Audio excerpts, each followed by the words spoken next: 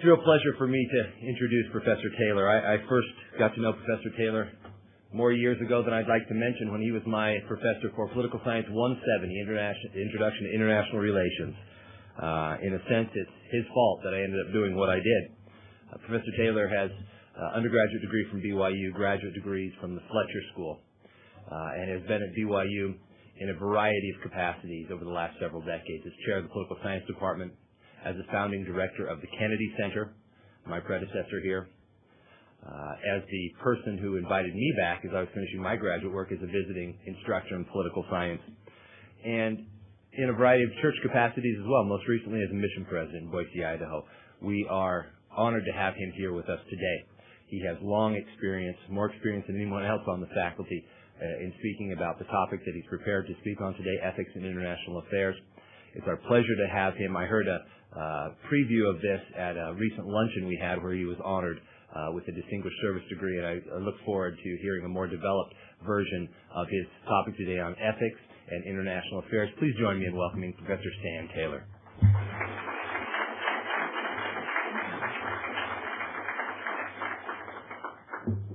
It's my pleasure to be here, Jeff. I'm always honored to be at the Kennedy Center and to speak to you students. I have great love for both this place and this building and this room, and so thank you for the invitation. It ought to be said, for those who want a graceful way out of this, that Jeff asked me to give the same remarks that I gave last month at the International Society meeting. So for any of you, I'll just close my eyes a minute, and any of you who want to get out, please feel free to do so. And Jeff's wisdom in asking me to do this certainly can be called into question. If he knew of an experience I had as we were leaving Boise, Idaho, I don't think he would have invited me. We were packing up our home, the mission home, to move back to Provo 2 years ago, and I was emptying a closet, and I noticed a shoebox in there that I hadn't seen before, and I opened it. And in the shoebox, there was 3 eggs and $300. And that's a lot of money. And so I called out to Vicki, my wife, and I said, "Vicki, what's this?" And she said, "Well, when we came up here, I knew that you'd be giving a lot of speeches. So I thought I'd help you keep track. So every time you gave a bad talk, I'd put an egg in this box." And I thought, 3 years, 3 eggs, that's not too bad. And then it dawned on me, I said, "Where did the $300 come from?" She said, "Every time I got a dozen eggs, I sold them." So at the meeting earlier last month, I was asked to talk about some personal encounters that I'd had with ethical issues in international affairs, and did so. I wrote up a short paper, and I recounted 3 separate issues with which I dealt over the years in my positions that I've held in Washington, D.C., 1 with the House of Representatives and 2 with the Senate, that raised ethical issues. I think for our purposes today, I'll just skip to one of them, and then if there's time at the end, I'll go back and pick up one. But let me just skip to one that's quite interesting to most people. Some of you will remember these events, and some of you will not. Most of you will not. The Strongs and I will. We go back to Boston, Cambridge Ward together many years ago. In 1972, Cy Hirsch, a journalist for the New York Times, first broke a story about FBI and then later CIA wrongdoing. It created quite a stir in the United States because for 200 years the intelligence community of the United States has been virtually unmonitored, or had been virtually unmonitored by Congress. When these revelations came about, there was great both public, journalistic, as well as congressional demand for some sort of controls or regulations that governed the intelligence community. The first thing that happened was that the Committee of Government Operations of the Senate created a special committee to investigate wrongdoing. This was chaired by Senator Frank Church from Idaho. It was generally referred to as the Church Committee. many people criticize the committee and say, well, why didn't it look at some of the good things that the intelligence community did? And the answer to that is quite simple. Its charge and its very title was to examine wrongdoing. So that's what it did. And one of its recommendations was that a permanent Senate committee be created to oversee the intelligence community, the 13 agencies that make up the intelligence community, in the same manner that all other government agencies are overseen by congressional committees. So that was created, and I came on board that committee just as it was transitioning from the Church Committee to what is now called the Senate Select Committee on Intelligence. I was one of the first staff members to work there. These revelations by Cy Hirsch and other journalists at the time, these revelations continued over a 4 or 5 year period, actually. It was just open season on the intelligence community. And in some ways it was a sitting duck target because since most of its materials are classified, it couldn't respond in public. So in effect, the intelligence community was frankly happy that a special committee had been created, because our committee had all the security clearances we need, so we could find out what was going on, and they could tell us without compromising their classified sources and methods. Some of you will remember that the Journalistic Revelations had to do with covert actions, that is, actions that were undertaken, particularly by the CIA, in foreign countries in a way to disguise their origin. These are called covert actions. But perhaps the biggest bombshell that came out was the reports that the United States had been involved in scores of assassinations. The United States government, through the intelligence agencies, had been involved in scores of assassinations throughout the world. Well, as is usually the case, the press, particularly the headlines, get it wrong.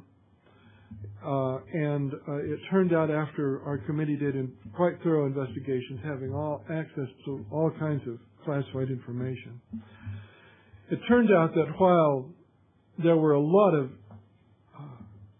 stupid, I suppose would be an appropriate word, inappropriate activities, unethical, even illegal activities, that is, activities that violated the charters of these organizations, had been carried out, the United States government had been involved in the assassination plot of only one person. Our committee looked at scores of allegations, determined there was sufficient evidence to warrant further investigation into 6 cases. And then in 5 of those cases, we found out that although the United States had an interest in getting rid of these people, some cases had talked about it. In some cases, in one case, had actually sent some materials abroad to do this. In only one case did it actually try to assassinate someone over a lengthy period of time, and that was Fidel Castro. So the others were Lumumba, Schneider of Chile. Lumumba was in the Congo. Who else? Trujillo of the Dominican Republic, Diem, South Vietnam, and I guess that's it. Did I name 5? Anyway, in the 5 cases, we found, in the 4 of those cases, Lumumba, Trujillo, Diem, and Schneider, so I say we found that the United States had an interest in removing these people. In the case of Lumumba, they had actually sent some plans and some materials to the Congo to carry it out. Lumumba was actually killed by a domestic crowd in a riot as he was let out of a prison, and the CIA had nothing to do with it. And the other cases could be explained as well. But in the case of Castro, the United States had in fact tried to carry out assassination of Fidel Castro, and even to the point of subcontracting it. When they were unable to do it themselves, they subcontracted it to the mafia. So beginning immediately with President Gerald Ford and continuing through all the subsequent presidents, first, executive orders were issued to try to regulate and get some control over what was widely seen, with some justification, what was widely seen as to use Senator Church's word, a rogue elephant. That is, intelligence agencies going wild in the forest without any control. So these executive orders were written by Ford, by Carter, and by Reagan. I had the opportunity to represent the Senate in the White House on two of those. That was President Carter's Executive Order 12036 and President Reagan's Executive Order 12333. The Senate committee began immediately to work for a legislative solution to the problem, establishing oversight and reporting procedures and so on. But it wasn't until 1981 that a legislative oversight bill was passed, and that was amended and repassed in 1990. So in both the executive orders as well as in the subsequent legislation, the Senate tried to get some sort of handle on this and tried to establish some sort of procedures that would raise the general moral and ethical climate of these kinds of activities associated with the United States government. So what did we do? Well, first we banned assassinations completely. Gerald Ford had that sentence in his executive order. It was repeated with slight modifications in Carter and Reagan's executive orders. And assassinations are now completely banned in the United States. Now, that is still not in the legislative oversight for the most recent one, 1990, for complicated reasons.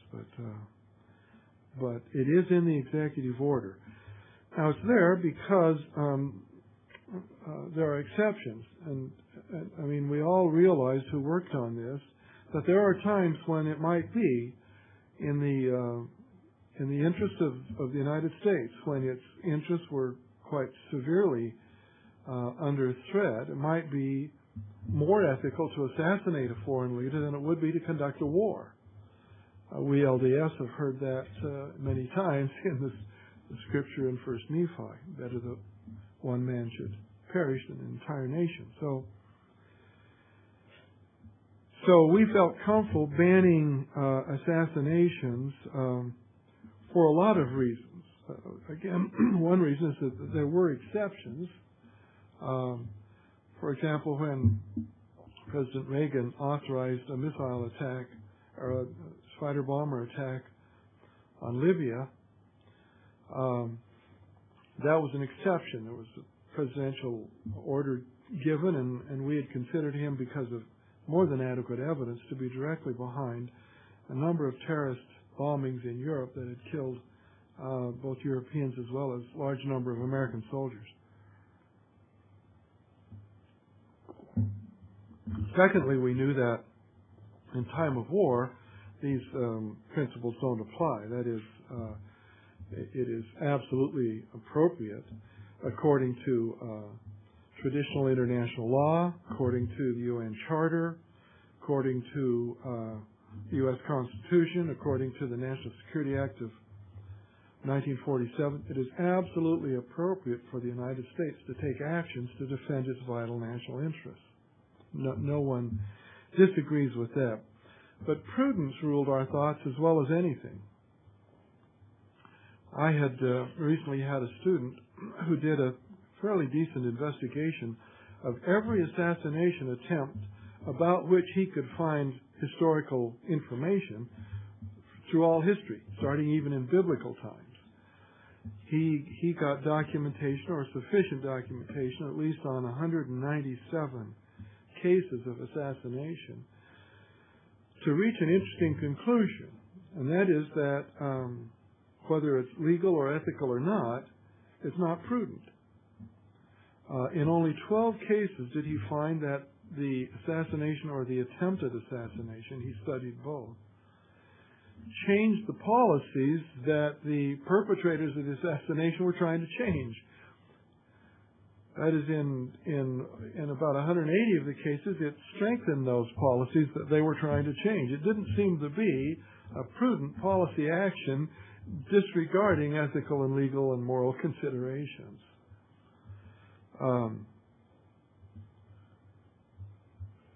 So again, for prudential reasons as well as ethical and moral considerations, we had no problems completely banning, in the executive orders at least, any assassination attempts.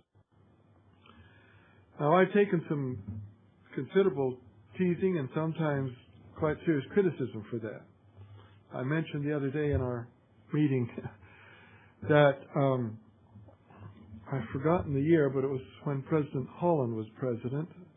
I've got the year in my paper someplace, but the communications department at Brigham Young University invited the director of news for CBS from New York City to come to Provo to receive an award. His name was Fred Friendly. R.J. Snow remembers him very well.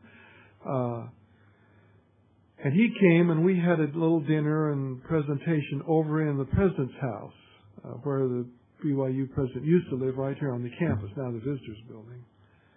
That meeting happened to coincide with it was a week following President Reagan's authorization for a bomber attack on Libya. As you remember, Muammar Gaddafi was not killed in that attempt, but an adopted daughter was. And a lot of journalists around the world, as well as in the United States, were saying that that violated the assassination ban. Again, it did not, because of his sponsorship. He had placed himself in a state of war against the United States. But anyway, during the evening, this topic came up.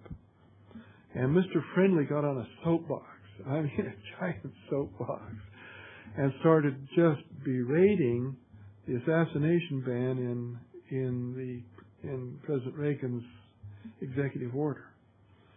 Went on and on saying, we ought to kill anybody that does such and such, and finally, as I recall, his concluding remark was something like this: I wish I knew who those idiots were that wrote that language. And I remember sitting there for a second, and I raised my hand and I said, I am one. And so we had quite a discussion about that. But the second thing we tried to do as a committee was to eliminate the system that had been in place in America for 200 years. That is a system whereby anyone, I mean just about anyone, who had a significant position in the government could order a covert action abroad, even to the point of assassination, and could do it with no written record or authorization, maintaining what we've called for several years presidential deniability. And so not only the 5 assassination cases, but hundreds and hundreds of covert actions conducted abroad. Most of them were done, some carefully and some sloppily, but most of them were done under the authority of nothing more than someone in the CIA, not even necessarily the director. For several years, what was then called the Directorate of Plans, part of the CIA, the part that does covert actions, was almost a separate agency. And the director of the CIA didn't even know what they were doing. So we tried to eliminate that system, and I'll tell you how we did it quite simply. I had been a friend of Bill Andrews when I was teaching at Tufts University in Boston.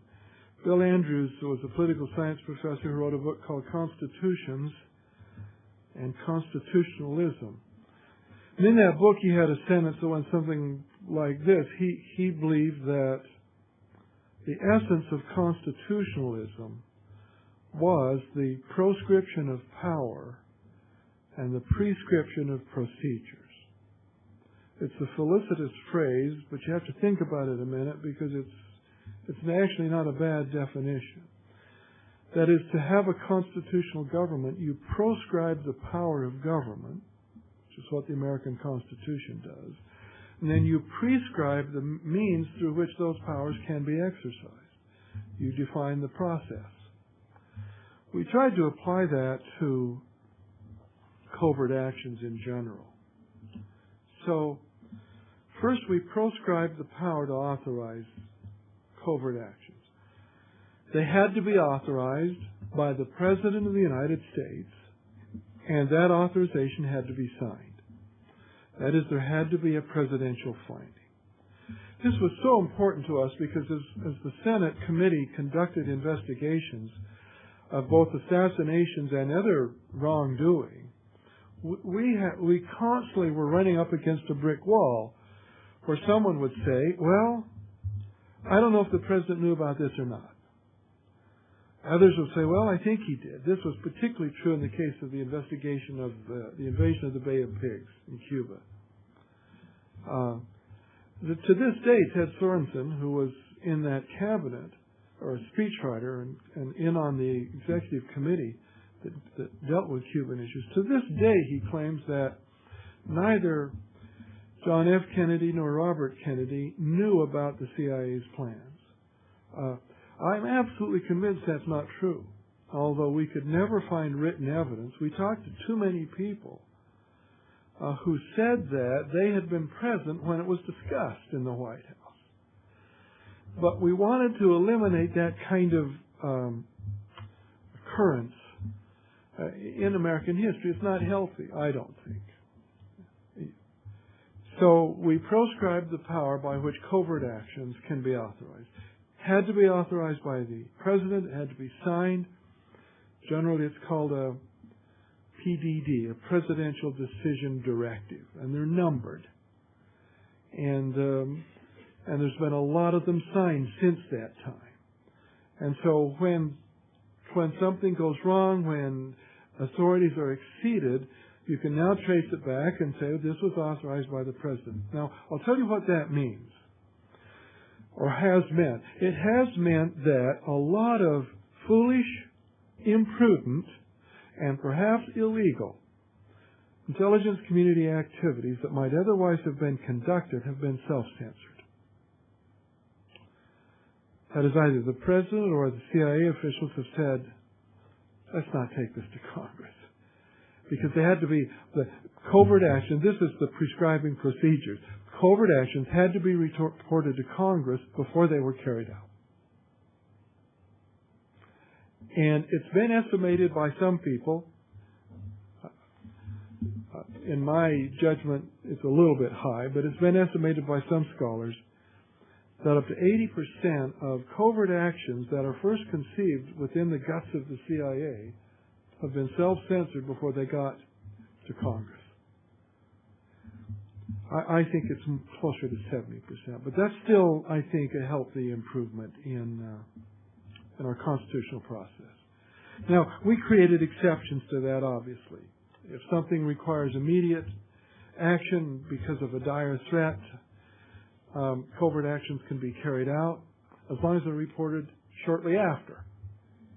And that has had the same effect. Now, a lot of people at the time said this will forever blow the cover on all U.S. government secrets, because the minute you tell anything to Congress, it's like a giant sieve, and it all leaks out. In fact, there's one who has done at least 10 different what we call leak investigations. They're technically called unauthorized disclosures. I can tell you that at least 90% of all leaks, all unauthorized disclosures, come out of the executive branch. Out of either the White House or the large percentage out of the Defense Department. They come when various competing officials want to either weaken some cause which they don't like or strengthen their own argument, and they find that by leaking information it does that. And I repeat, with some certainty, at least 90% of all leaks come from the executive branch of government. That still leaves 10% that come from other sources, and some do come from Congress. Some of you will remember immediately after September 11, celebration, the 2-year anniversary of which comes tomorrow, the Senate Intelligence Committee held a closed, classified meeting at which CIA, NSA, and FBI officers briefed them on what they knew about Osama bin Laden, about Al-Qaeda. One of those senators, walking down the Capitol steps, was stopped by some journalists, the TV cameras, and asked some questions. And in the heat of everyone's concern about this event, I guess one might forgive this. But in his responses as to how we really knew it was, he said, I'm quoting him now, "Of course we knew. We were monitoring Osama bin Laden's telephone calls for the last year." We were doing that, but guess what happened the next day? Who wants to guess? He figured out another means of communicating.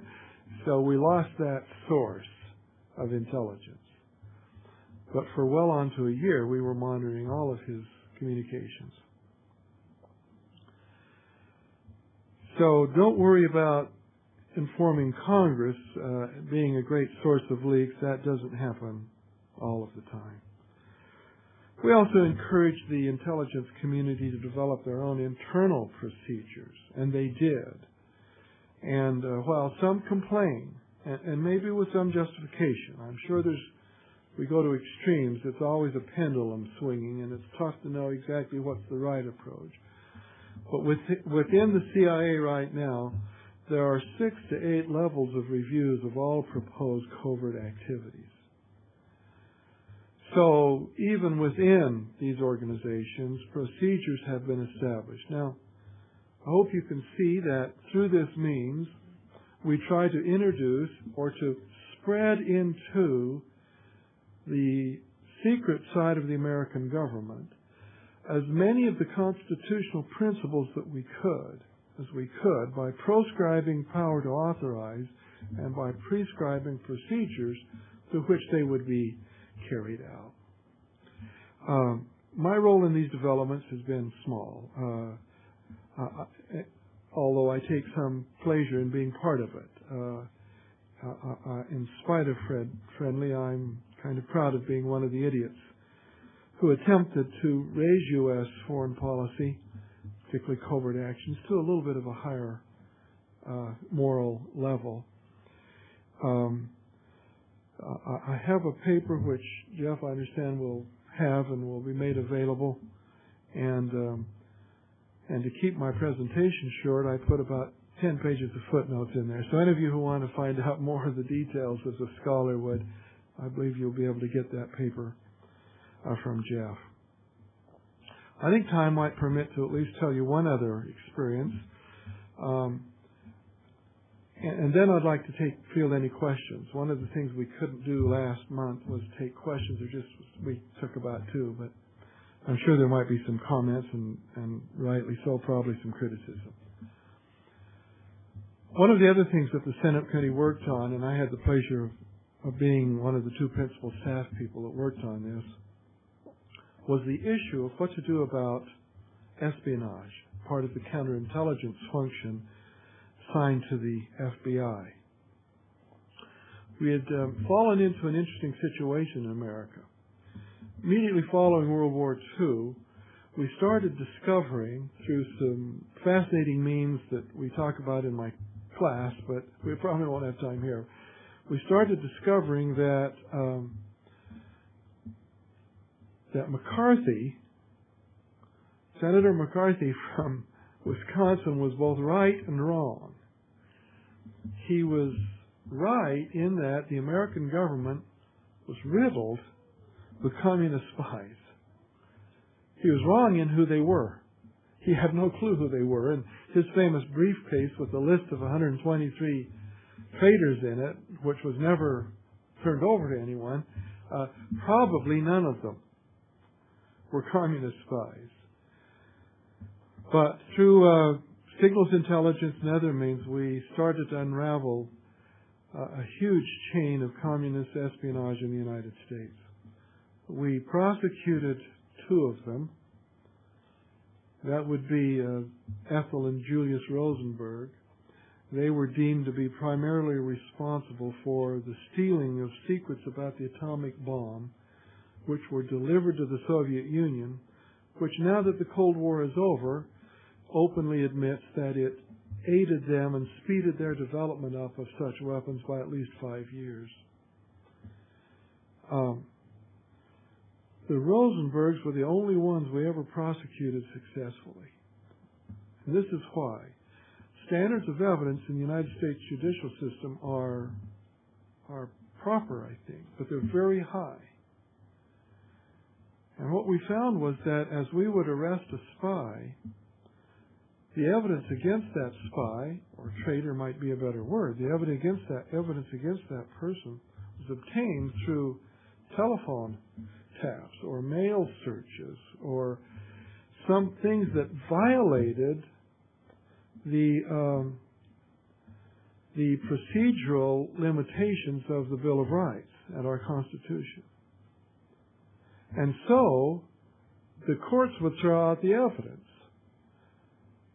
And even at that, all court proceedings in the United States up to that time were open proceedings. So that evidence had to be presented in public fora, which meant that many times we were revealing to the Soviets what we knew and thus confirming that it was serious and probably true when they may not have been certain about it because the espionage business is so murky. It's a wilderness of mirrors and you never know what it is you're getting.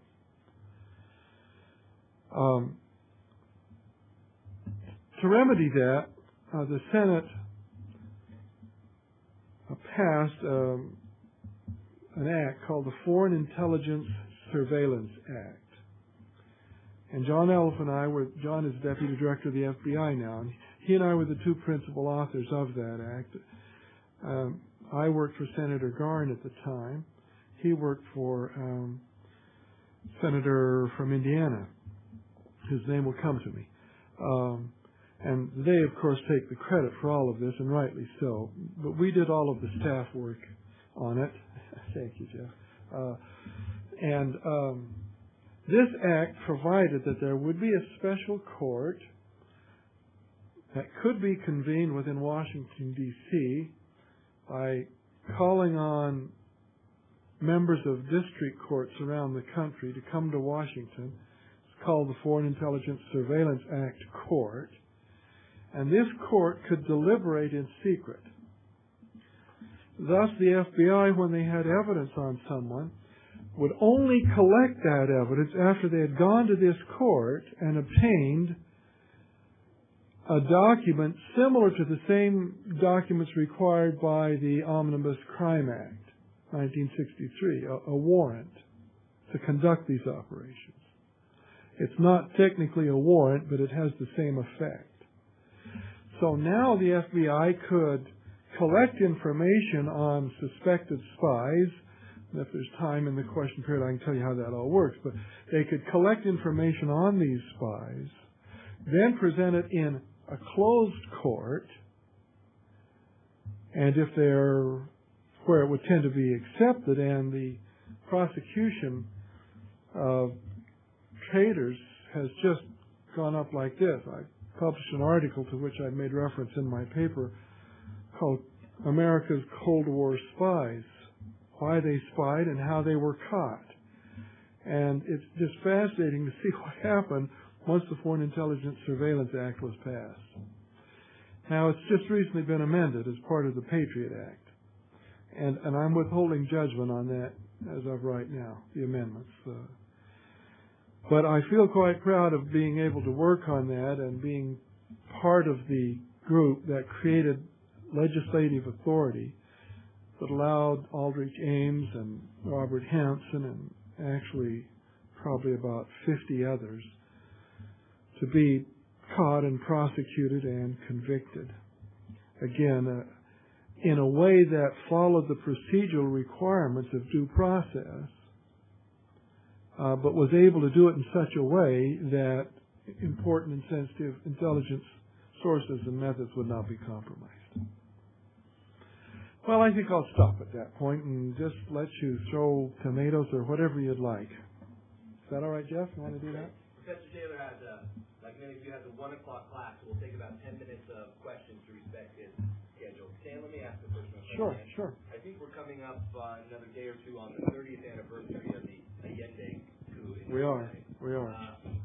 What did your work in D.C. teach you about U.S. involvement or non-involvement in that? I didn't work on that project extensively, but one of the very late publications of the Church Committee that came out when I was there in transition to the Senate Committee was a complete investigation it's a thick volume, it's available in the library, of an investigation of our involvement in Chile. And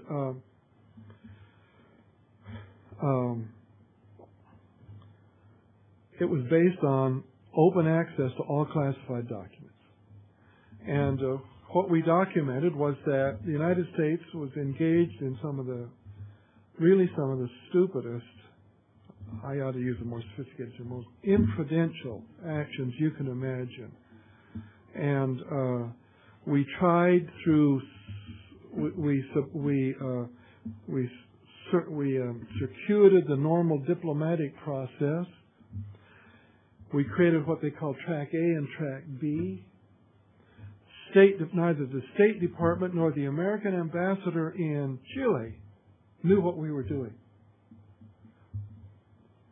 And we desperately tried to destabilize. We tried first to prevent the constitutional election of Allende. We failed in that.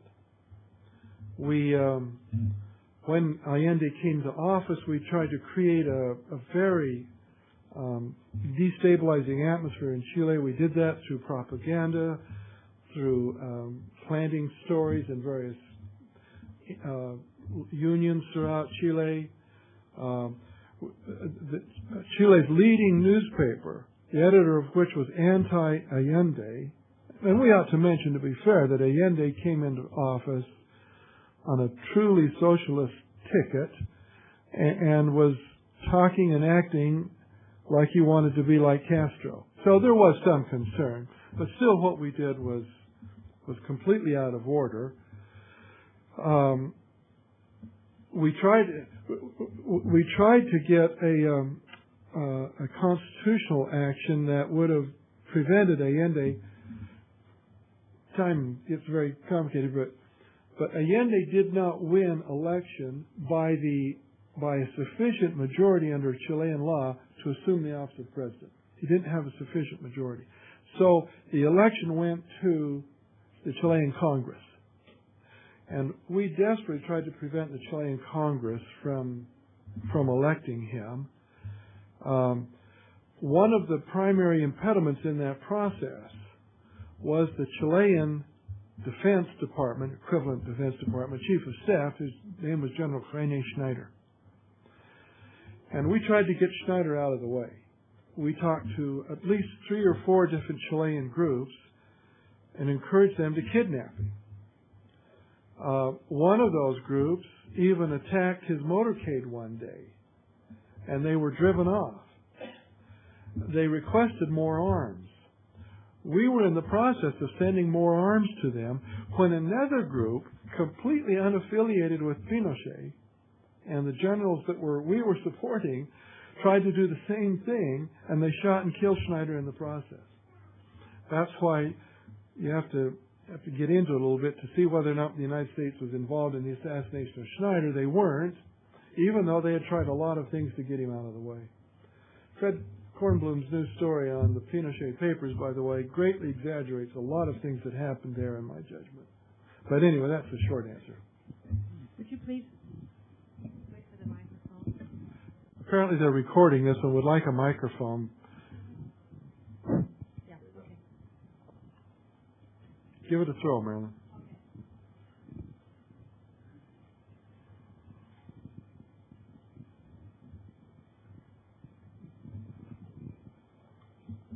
What is your opinion of the effectiveness of the intelligence agencies within the United States? Are they effective? Do they do what they're supposed to do, or do they?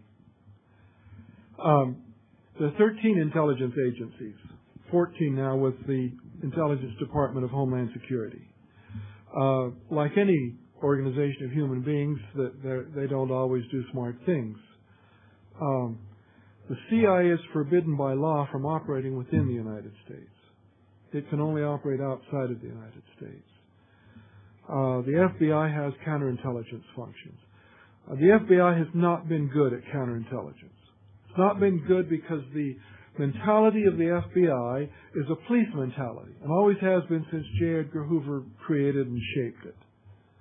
That is, their sole goal is to find the crook and arrest him and put him in jail.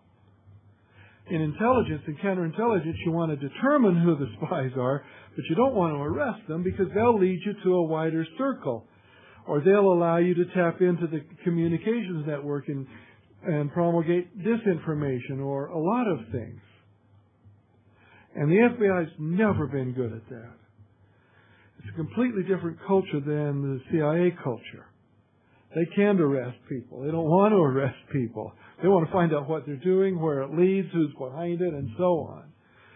So, I mean, if you ask me to give grades, I would give the FBI for half of its function, that is counterintelligence. The other half is crimes, and they do quite well there. But the counterintelligence function, I would give it a D minus. It's been very ineffective. I think the CIA has generally been quite effective.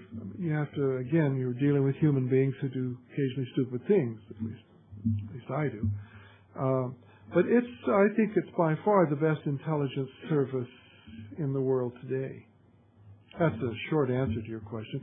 NSA, the great vacuum cleaner in the sky, we call it, they do very well at what they've done traditionally. That is intercepting all communications from outside the United States. Again, they cannot operate in the United States. But they have been overwhelmed by the revolution that's occurred in the last 10 years in the Internet. And they're not very good at that, but they're getting up to speed. Does that help?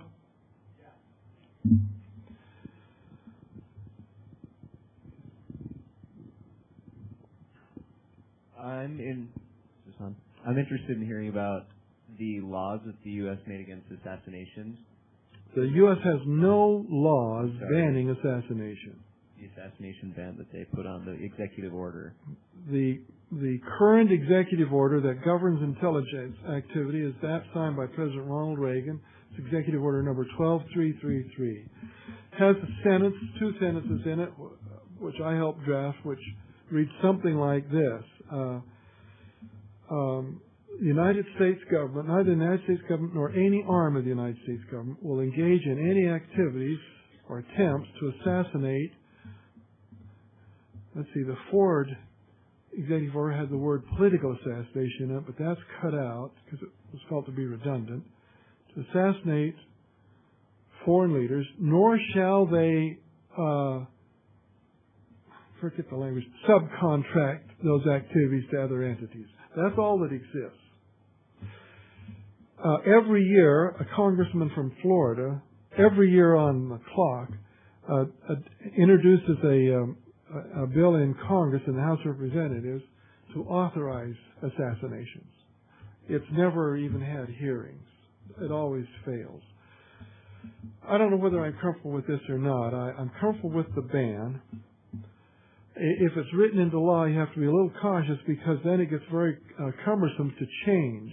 Executive order is easy to change because any president can just redo an executive order and leave it out. But that's what exists at the current time. Does that answer your question at all? Yeah, also in light of, I remembered last fall or sometime last semester, we assassinated some foreign leaders in a vehicle in the desert. I can't remember the details. Why I'm hesitating. Yes, one of America's unmanned aerial vehicles detected some Al-Qaeda leaders traveling in Yemen, was it, or was it Qatar? I think it was Yemen.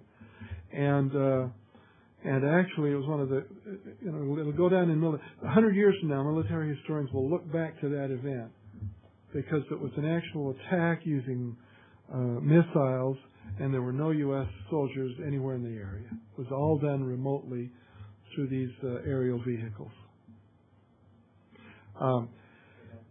That's legal because on September 12th, one day after September 11th, Congress passed a bill that said the United States can do anything, use any measures necessary to punish the perpetrators of this event.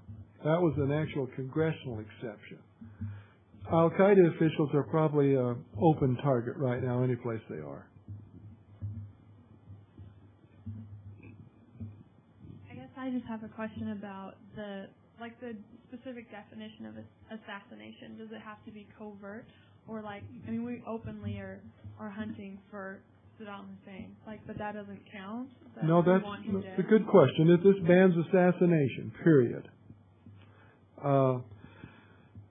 Our attempts, once Congress passed that law on September 12th or maybe September 13th, then there's no need to keep it covert. And so these activities are generally not even meant to be covert. Now, there's a difference between covert and secret.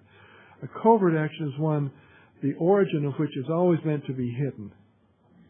We do these secretly just so people won't know that's what's happening and thus be able to prevent them. But they are not banned by either executive order or congressional law right now against Al-Qaeda.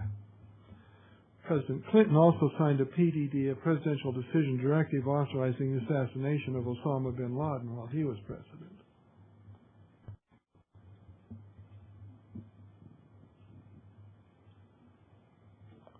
Maybe we got time for one more question, and then we'll... You mentioned in talking about the executive order, the language of it is that no foreign leaders are to be assassinated. Is that what's the understanding of that? Or let me see if I've got the exact wording in a footnote here.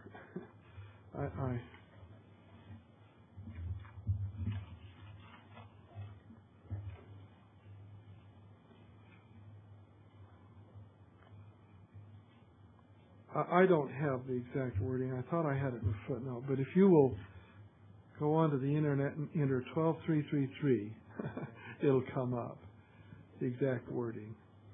I've got reference to some good studies on it, but I don't have the exact expression. Is that order designed to protect private individuals as well who may or may not be leaders within governments? You ask a very interesting question. To my knowledge, there has never been an attempt to define exactly what is meant by assassination. One of the reasons that I have some concerns, I'm not against it, but I have some concerns against doing this legislatively, is that you would have to really come up with a very narrow and carefully crafted definition, which, I don't know, maybe right. Maybe I ought to do that. Well, thanks to all of you. I appreciate you being here.